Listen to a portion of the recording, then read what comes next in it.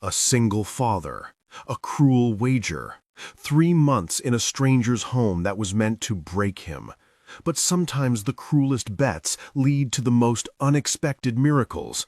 Sometimes losing everything means finding what you've been searching for all along.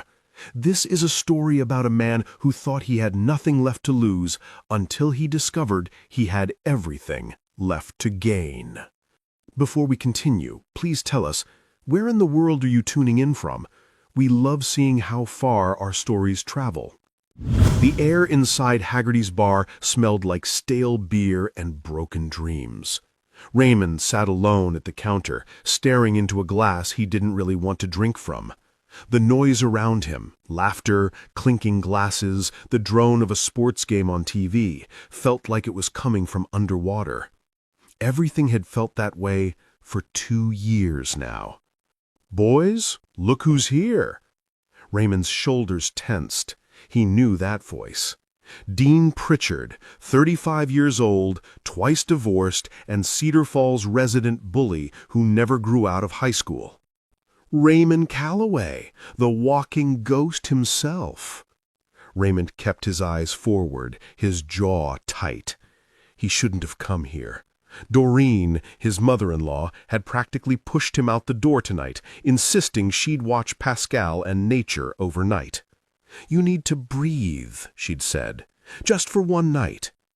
But breathing felt impossible when every second reminded him of what he'd lost.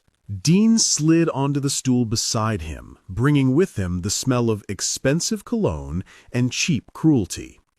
"You know what I've been thinking about, Calloway? I've been thinking about how you used to be somebody in this town. Best poker player Cedar Falls ever saw. Remember that?" Raymond said nothing. His knuckles went white around his glass. "Your pretty little wife used to sit right there," Dean pointed to a corner booth, "cheering you on like you were winning the World Series. What was her name again? Annette?" The sound of her name in Dean's mouth made Raymond's stomach turn. "But that was before, wasn't it?" Dean's voice dropped to a theatrical whisper. "Before she died, and you turned into this." He gestured at Raymond's thin frame, the way his shirt hung loose on shoulders that used to be broader. "Tell you what, I'm feeling generous tonight. 1 poker game, just like the old days. Not interested." "Hear me out." Dean leaned closer. His friends Garrett and Lonnie had gathered behind him now, grinning like hyenas.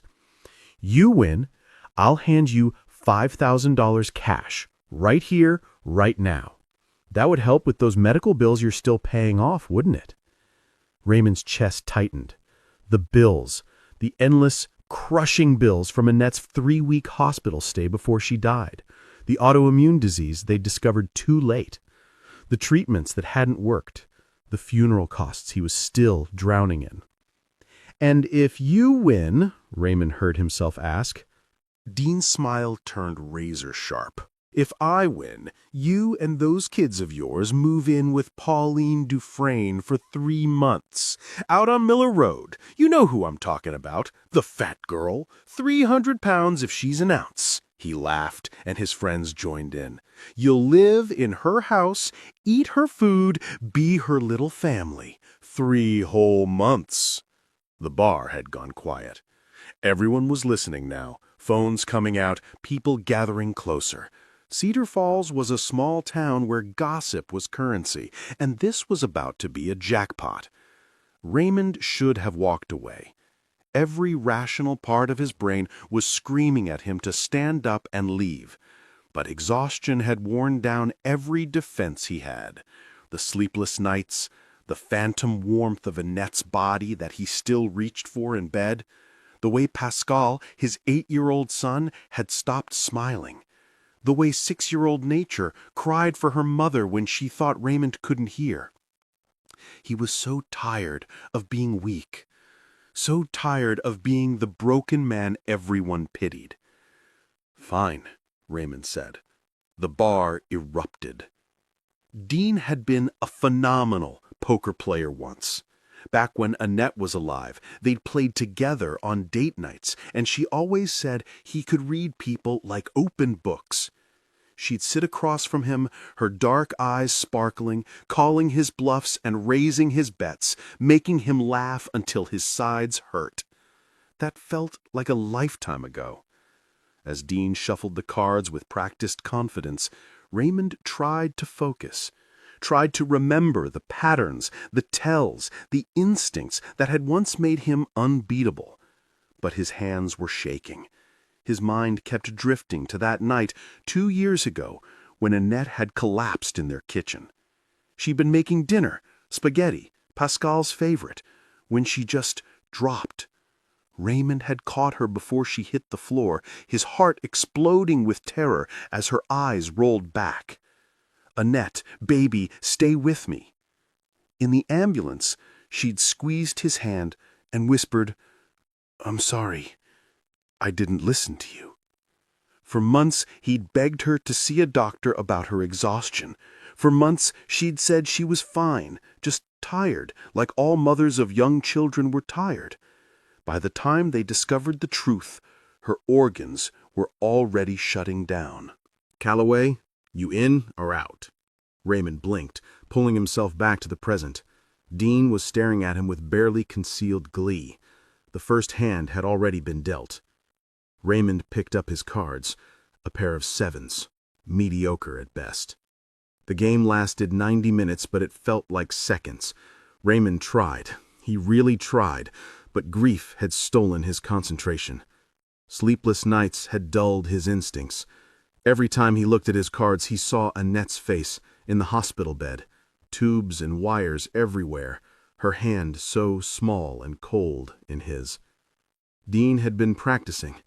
Dean had been waiting for exactly this opportunity, sharpening his skills for months, knowing that eventually Raymond's weakness would bring him back to this bar. When Raymond laid down his final hand, a pair of tens that couldn't beat Dean's 3 queens, the bar exploded with laughter and cheers. Dean stood up, arms raised in theatrical triumph.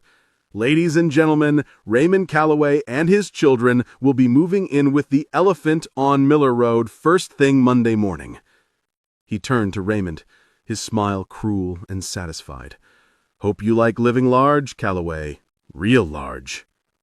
The laughter followed Raymond all the way to his truck. He sat in the parking lot for an hour, engine off, hands gripping the steering wheel so tight his fingers went numb. What had he done? What had he just agreed to? Pascal and nature didn't deserve this. They'd already lost their mother. They didn't deserve a father who kept failing them over and over again. When Raymond finally drove home, dawn was breaking over Cedar Falls. He pulled into the driveway of the small rental house he could barely afford and just sat there, watching the sun rise, feeling like the worst father in the world. Inside, Pascal and nature would be waking up soon in their beds. They'd come running to hug him, still in their pajamas, innocent and trusting, and he'd have to tell them they were moving again. Tell them about a bet their father had lost. Tell them everything was going to be okay when he didn't believe it himself. Raymond dropped his forehead against the steering wheel and let the tears come. Pauline Dufresne heard about the bet before Sunday morning.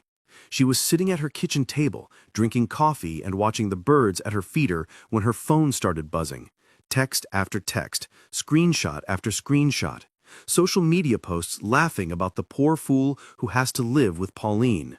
Photos of her from years ago with cruel captions. Comments speculating about how humiliated she must feel. Pauline set down her coffee cup with a steady hand and read every single message.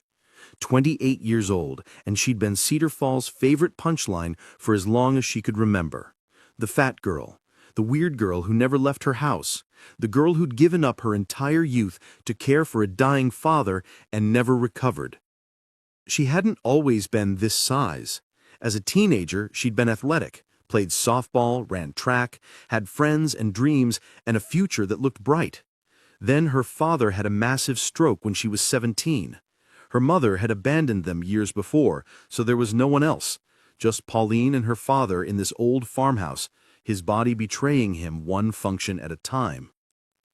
She'd dropped out of high school to care for him, 4 years of feeding him, bathing him, managing medications, watching him slowly fade away while her own life disappeared. He died when she was 21, and the grief nearly killed her. Alone in the house he'd left her, with no education, no job prospects, no one who cared whether she lived or died, Pauline had fallen into a darkness so complete she couldn't find the edges. Food became her only comfort. Eating was the one thing that made her feel something other than emptiness. By 28, she'd gained over 150 pounds, and she'd accepted that this was her life. Alone. Invisible except when someone needed a punchline. But as Pauline sat at her kitchen table reading those cruel messages, something shifted inside her chest. She was tired of being the joke, tired of hiding, tired of giving people like Dean Pritchard the power to define her worth. They wanted her to be humiliated.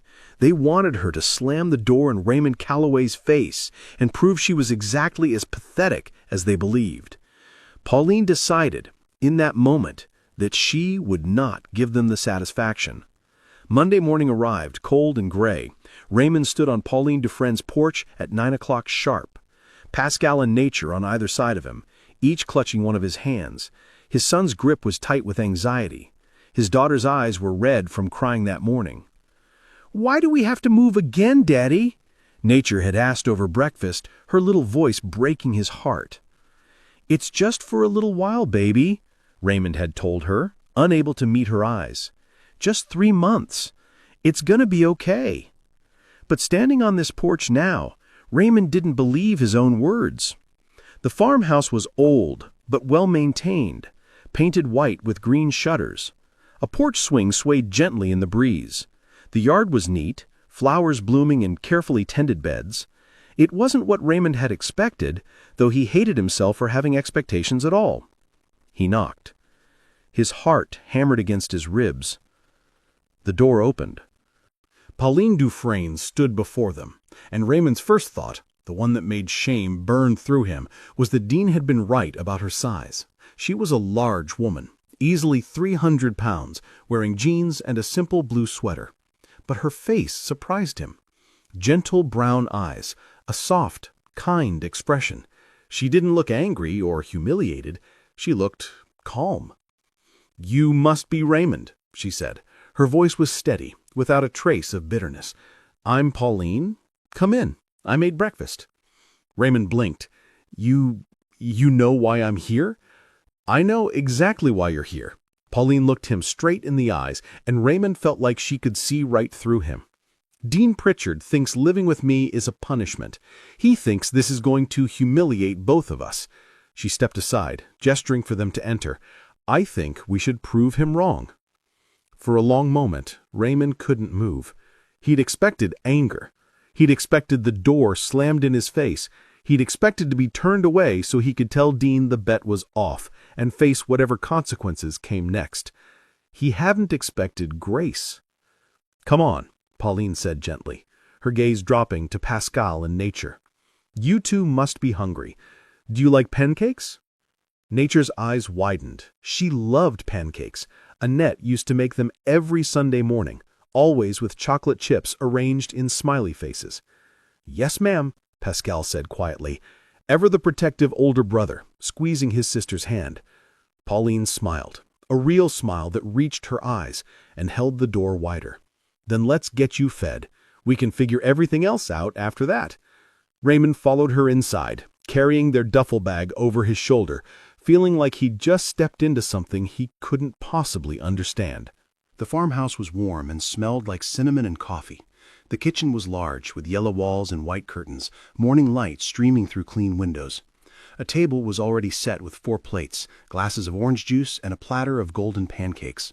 Pauline moved slowly but with purpose, her size making her careful about how she navigated the space. She pulled out chairs for Pascal and Nature, served them pancakes with a gentleness that made Raymond's throat tight. "I'm Pascal," his son said politely, the way Annette had taught him.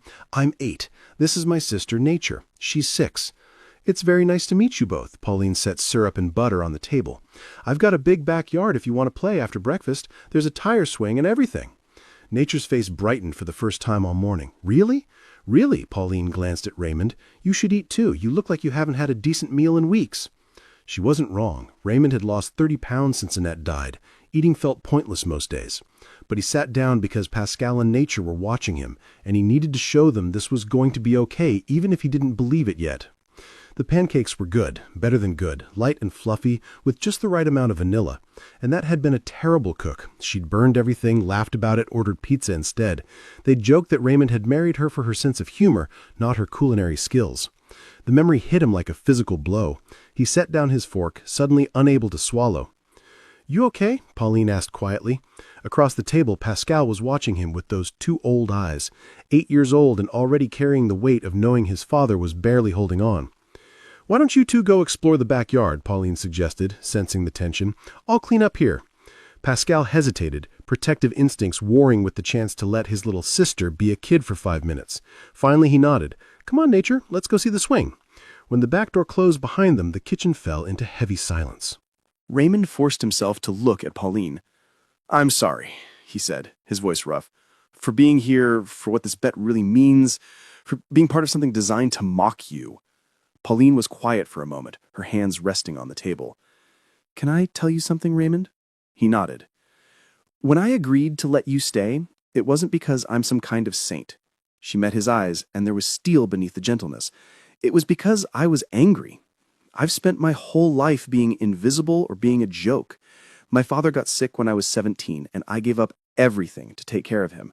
No prom, no graduation, no college, no friends. Just me and him in this house year after year until he died." Her voice didn't waver, but Raymond could hear the pain underneath. "After he passed, I fell apart. I stopped caring about myself. I stopped caring about anything. And the world was happy to write me off. The fat girl, the weird girl, the girl who never leaves her house." She leaned forward slightly. "Dean Pritchard won of this bet to prove I'm worthless. I said yes because I wanted to prove I'm not." Raymond felt something crack open in his chest. "You're not worthless, Pauline. You're the furthest thing from it."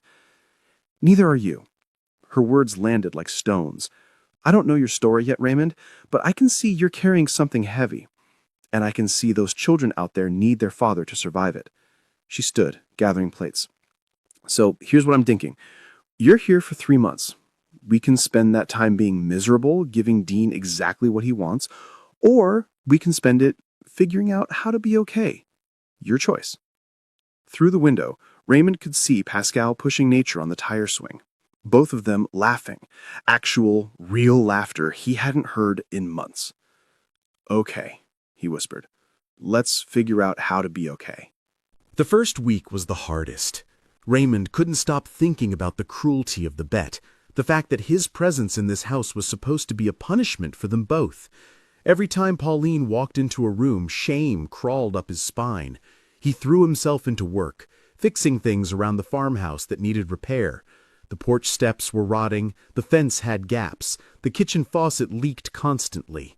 He worked from dawn until his body screamed for rest, partly to be useful and partly to avoid conversation. Pauline let him. She didn't push, didn't demand explanations. She simply made sure there was coffee ready every morning and dinner on the table every night. She was kind to Pascal and Nature in a way that made Raymond's chest ache, patient with their grief, gentle with their fears, never trying to replace what they'd lost. Pascal, always protective, watched Pauline carefully at first, but by the 3rd day, Raymond found his son helping her collect eggs from the chicken coop she kept out back, asking questions about the hens' names and why they pecked at shiny things. Nature fell in love with Pauline's garden. She followed the older woman everywhere, tiny hands helping pull weeds, learning the names of flowers, chattering about butterflies and birds. "Miss Polly," Nature said one afternoon. She'd started calling her that all on her own. "Do you think Mommy can see me from heaven?" Raymond, who had been fixing the fence nearby, froze. His daughter rarely talked about Annette. It hurt too much. Pauline knelt down slowly, her joints protesting, until she was eye level with Nature. She said, I think your mommy can see you, and I think she's very proud of the strong, kind girl you're becoming." Nature's eyes filled with tears. "I miss her." "I know you do, sweetheart. It's okay to miss her. It's okay to be sad." Pauline opened her arms and Nature fell into them, sobbing against her shoulder while she held her and didn't try to make the pain go away with empty promises. Raymond had to turn away, his own tears blurring his vision. Through the fence, through the trees, through the weight pressing down on his chest, he heard Annette's voice from 2 years ago. "Promise me you'll let the kids be loved, Raymond. Promise me you won't shut everyone out." He hadn't been able to promise her that. He'd been too busy begging her not to leave. But watching Pauline hold his crying daughter with such tenderness, Raymond wondered if maybe Annette had somehow known. Maybe she'd known he'd end up here, in this moment, with this woman who understood that grief needed space to breathe. That night, after the children were asleep, Raymond found Pauline sitting on the porch string. The sky was full of stars. The air smelled like honeysuckle. "Thank you," he said quietly, "for what you did with nature today." Pauline looked over at him. "She's a beautiful child. They both are. They lost their mother 2 years ago. Annette. Her name was Annette. She was 29. "I'm so sorry." Raymond sat down on the porch steps, suddenly exhausted. She'd been tired for months. I begged her to see a doctor, but she kept saying she was fine. By the time we found out it was an autoimmune disease, it was too late. She died 3 weeks after diagnosis. The grief was still so sharp it cut. I should have made her go to the doctor. Should have noticed sooner. Should have... "You can't know that," Pauline interrupted gently. "You can't know if it would have made a difference. Guilt like that will eat you alive if you let it." Raymond looked up at her. "You sound like you know." "I do." Pauline's expression was distant, remembering. "When my father died, I felt relieved. Just for a second, this flash of relief, that it was over, that I was free. Then the guilt came, and it nearly destroyed me. How could I feel relief? What kind of monster was I?" You're not a monster. You gave up your life for him. And you loved your wife with everything you had. But sometimes love isn't enough to save people, Raymond. Sometimes bad things happen to good people, and all we can do is survive them. They sat in silence for a while, the swing creaking gently, the night settling around them like a blanket. For the first time in 2 years, Raymond didn't feel so alone. By the second month, something had shifted. Raymond and Pauline had fallen into a rhythm, not forced, not awkward, but natural. They drank coffee together in the mornings while Pascal and Nature ate breakfast. They talked about small things, the weather, the repairs Raymond was making, the recipes Pauline wanted to try. Nothing deep, nothing scary, just companionship. Pascal had started bringing Pauline his homework, asking for help with math problems Raymond couldn't figure out. "Miss Polly's really smart, Dad," he'd said one evening. "She knows everything about fractions." Nature had declared Pauline her best friend when Pauline taught her how to bake chocolate chip cookies from scratch. "When we go back home, can Miss Polly come too?" asked Raymond one night at bedtime, and he hadn't known how to answer. Raymond found himself noticing things about Pauline that Dean Pritchard and everyone in Cedar Falls had decided didn't matter. The way she hummed while she cooked. The gentle curve of her smile when Pascal told jokes. The intelligence in her eyes, sharp and observant. She'd educated herself through books, hundreds of them lining the shelves in her living room. She could talk about literature, history, science, anything. And she was kind, deeply, genuinely kind, in a way Raymond hadn't encountered in years. One rainy Tuesday night in the middle of the second month, everything changed. The children were asleep. Raymond and Pauline sat on the covered porch watching the storm roll across the fields. Lightning flickered in the distance. Thunder rumbled low and deep. The air smelled like wet earth and electricity. "Can I ask you something?" Pauline's voice was quiet, almost lost in the rain. Anything. Why did you really agree to that bet? Raymond had been expecting this question, dreading it. I was tired, he said finally. Tired of being the broken widower everyone pities. Tired of drowning in bills I can't pay. Tired of failing my kids over and over. He swallowed hard.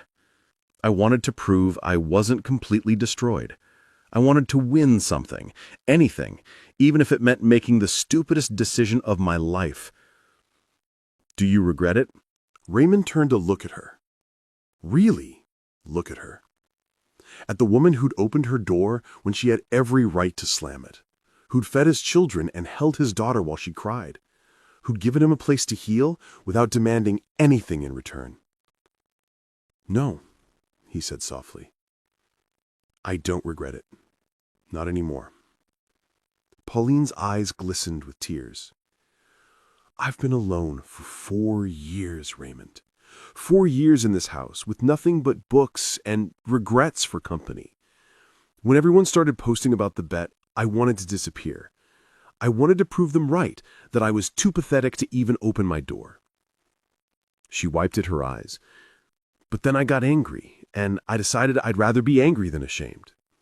So I let you in, thinking maybe we could both survive this. But now, her voice broke. Now I'm scared. Of what? Of you leaving in a month. Of going back to being alone. Of this being the happiest I've been in years and knowing it has an expiration date. Raymond's heart was pounding. He stood up slowly, crossed the porch, and knelt down in front of her chair. Pauline, look at me. She did, tears streaming down her face. You saved us, Raymond said, his voice raw with emotion. You opened your door and your home and your heart to 3 broken people, and you started putting us back together without even realizing it. Pascal laughs now, nature plays again, and me, I can breathe. For the first time in 2 years, I can actually breathe. Pauline, I don't want to leave. When the 3 months are up, I don't want to go back to that rental house that feels like a tomb. I don't want to take my kids away from the first place they've been happy since their mother died. And I don't... He reached out, hesitated, then gently took her hand. I don't want to be apart from you. Pauline stared at him, her breath catching. You don't know what you're saying. I know exactly what I'm saying. I'm saying that somewhere in these past 2 months, you became important to me. You became home. I'm not her, Raymond. I'm not Annette. I know that. I loved Annette with everything I had, and losing her nearly killed me. But you're not Annette.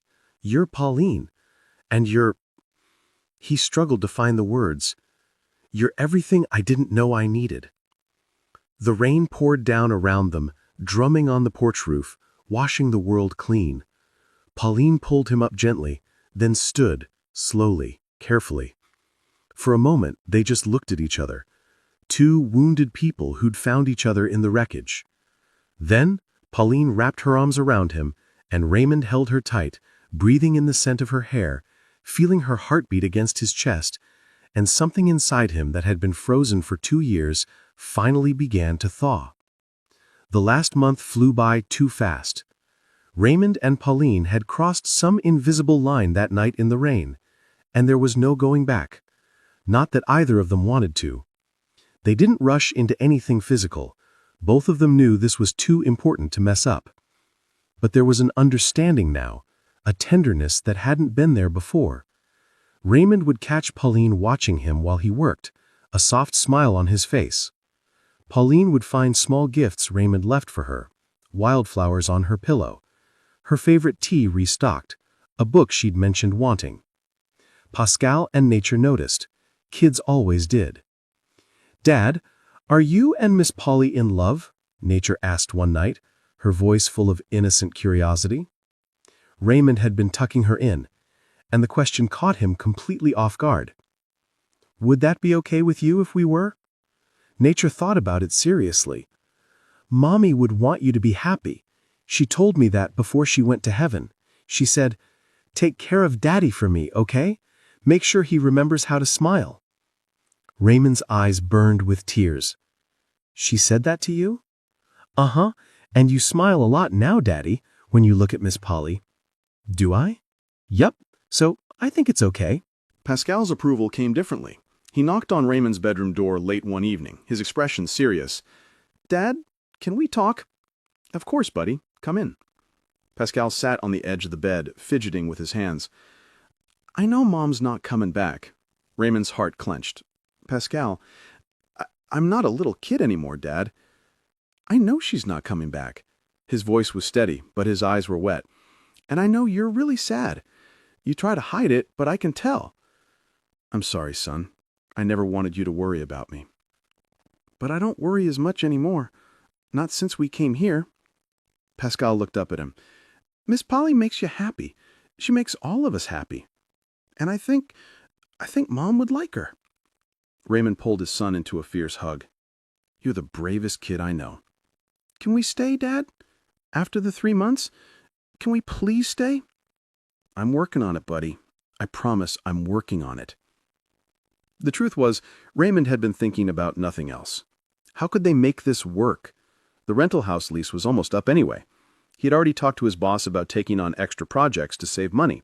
He'd even quietly spoken to a real estate lawyer about what it would take to officially move in with Pauline to make this arrangement permanent.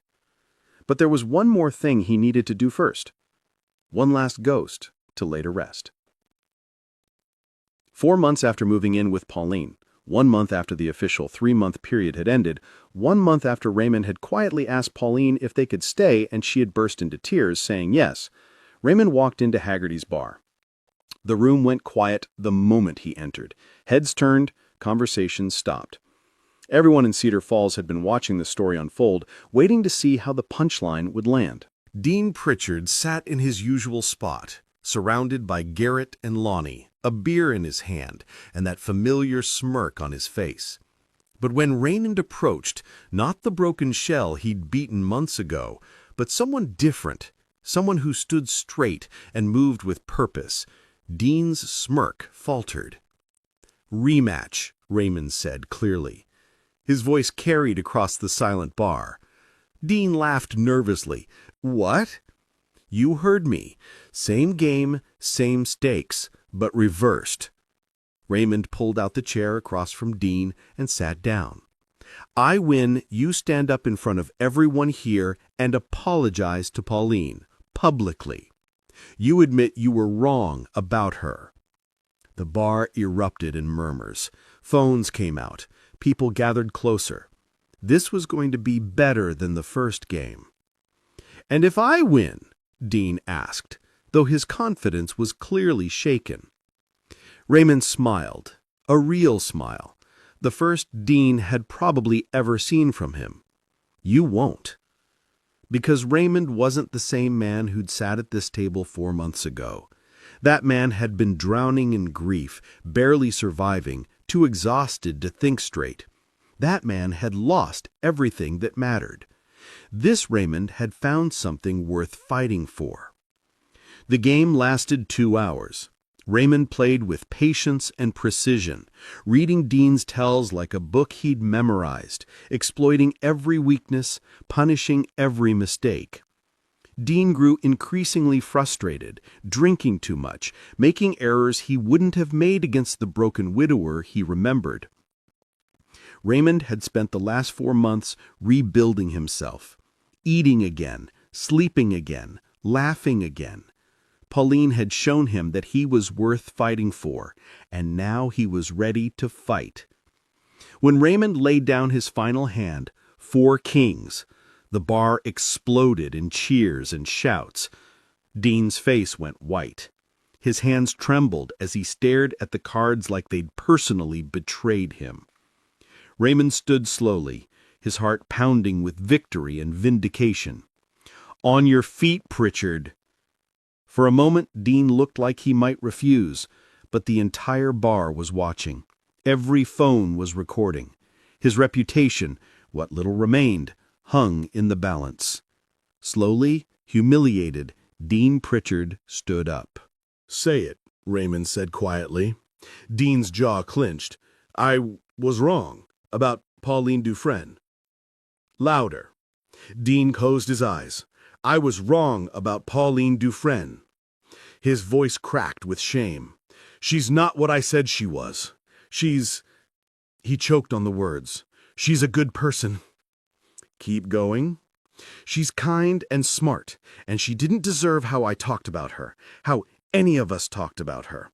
Dean's face was red, whether from anger or humiliation or both. "And I'm sorry." The bar was completely silent now. Raymond nodded once. "That's all I needed to hear."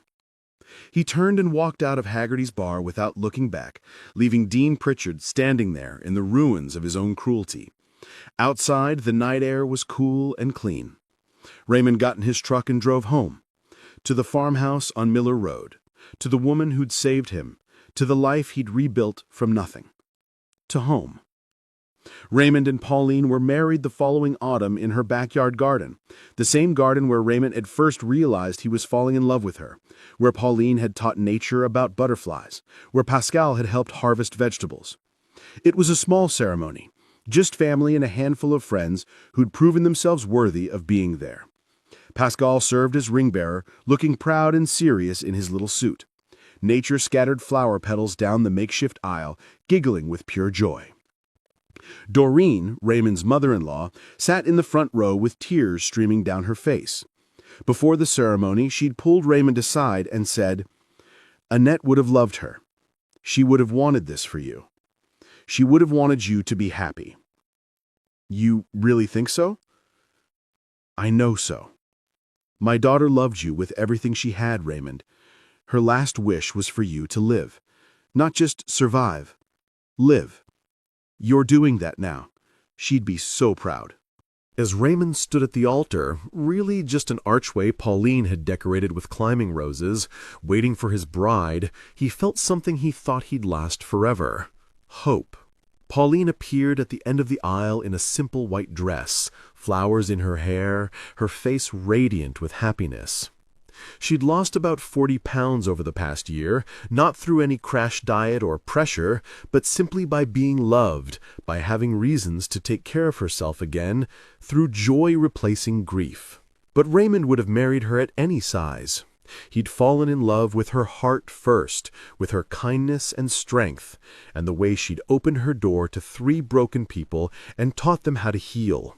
As Pauline walked toward him, slowly, carefully, her smile bright enough to light the whole world, Raymond felt tears sliding down his cheeks. She reached him, took his hands, and whispered, "Thank you for proving them wrong." Raymond smiled through his tears. "Thank you for seeing me." The minister, an old friend of Pauline's father, cleared his throat and began. "Dearly beloved, we are gathered here today to witness the union of 2 souls who found each other in the most unexpected way." Pascal and nature stood beside them, holding hands, their faces beaming.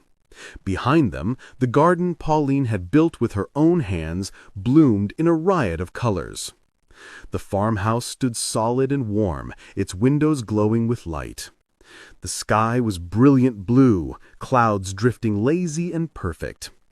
Everything was perfect. When the minister said, "You may kiss your bride," Raymond pulled Pauline close and kissed her like she was the answer to every prayer he'd forgotten how to pray. The small crowd erupted in applause and cheers.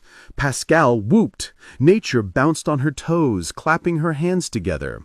Doreen wiped her eyes and laughed. And somewhere Raymond could have sworn he felt Annette's presence, not sad, not jealous, but happy for him, proud of him, grateful that her children would have a mother who loved them fiercely and completely, grateful that her husband had found a reason to keep living. Dean Pritchard's bet had been designed to destroy him. It had been meant as punishment, as humiliation, as proof that Raymond Calloway had nothing left. Instead, it had given him everything.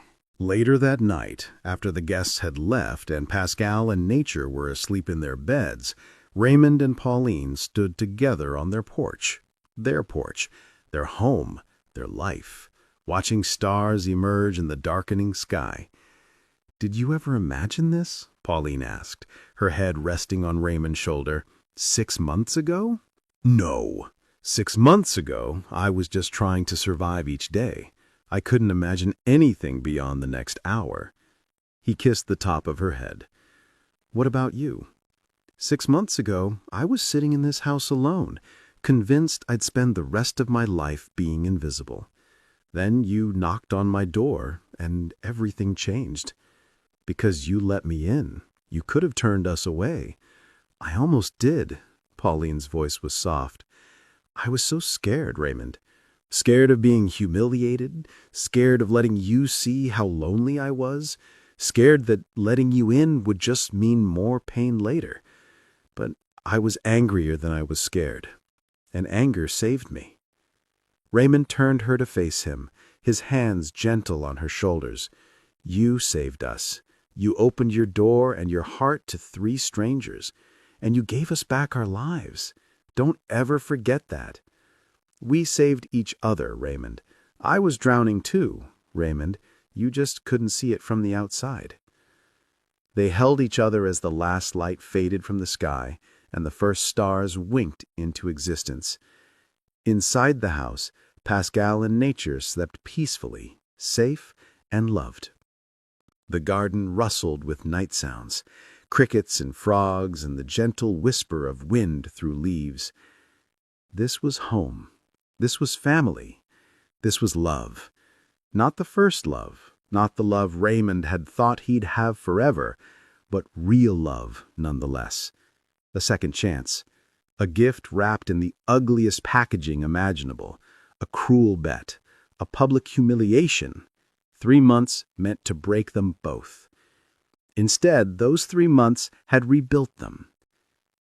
"Thank you," Raymond whispered into her hair. "For what?" "For being brave enough to open that door."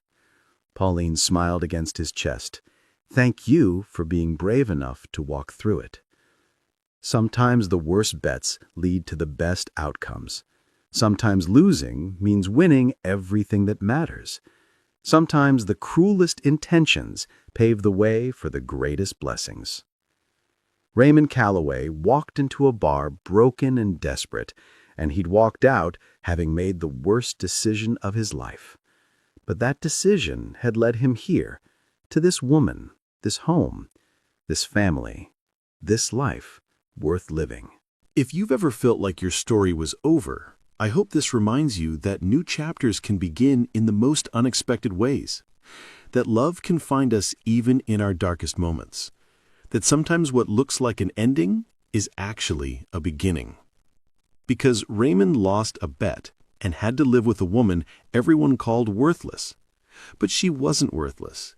She was everything he needed, everything his children needed, wrapped in a package the world had decided didn't matter. They were wrong. Dean Pritchard was wrong. Everyone who'd laughed and mocked and posted cruel messages, they were all wrong. And proving them wrong became the foundation of a beautiful life. Years later, when Pascal and Nature were grown with families of their own, they'd tell the story of how their father won back his life by losing a poker game. How 3 months in a farmhouse on Miller Road became forever. How the woman everyone called a punishment became the greatest blessing their family ever received. And Raymond and Pauline would sit on their porch swing, the same swing where they'd first really talked, where walls had come down, where love had begun, and they'd hold hands and remember. Remember that sometimes life's greatest gifts come from our lowest moments, that kindness is stronger than cruelty, that love doesn't always look the way we expect it to, that losing can feel a lot like winning when you end up exactly where you belong. If this story touched your heart, if you've ever felt broken and found yourself healing in unexpected places, if you believe in second chances and the power of kindness, I'd love to hear from you in the comments. Share your own story of finding hope in dark places. Let's remind each other that our stories aren't over yet. And if you're going through something difficult right now, please remember, your next chapter might just be one unexpected moment away, one door opening, one person seeing you, one chance to prove the world wrong about what you're worth. Don't give up.